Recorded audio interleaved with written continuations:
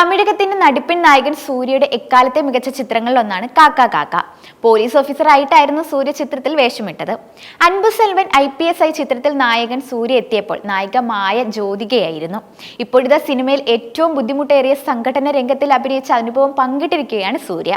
ജ്യോതികയുമായുള്ള പ്രണയം ആരംഭിച്ച സമയമായിരുന്നുവെന്നും അതുകൊണ്ട് തന്നെ അപകടം പിടിച്ച ഷോട്ട് ആയതിനാൽ അഭിനയിക്കരുതെന്ന് ജ്യോതിക വിലക്കിയിരുന്നതായും സൂര്യ പറയുന്നു.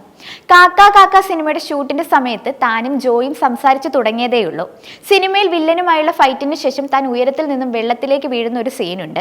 അതിൽ അഭിനയിക്കുന്നതിനോട് ജോയ്ക്ക് താല്പര്യമേ ഇല്ലായിരുന്നു. പോകരുതെന്ന് പറഞ്ഞ് ജോ ഒരുപാട് വിലക്കി. പിന്നെ പറഞ്ഞു മനസ്സിലാക്കി പെർമിഷൻ എടുത്ത് പോയാണ് ആ സീനിൽ അഭിനയിച്ചത്. മലർന്നാണ് വെള്ളത്തിലേക്ക് സൂര്യ വീഴുന്നത്. അതിനു മുൻപും കുറച്ച് റിസ്കി ഷോട്ടുകൾ കൂടി ഉണ്ടായിരുന്നുവെന്നും സൂര്യ പറയുന്നു. വിവാഹശേഷം കുടുംബജീവിതത്തിലേക്ക് ഒതുങ്ങിയ ജ്യോതിക കുറച്ച് വർഷങ്ങൾക്ക് മുൻപാണ് വീണ്ടും അഭിനയിച്ചു തുടങ്ങിയത്.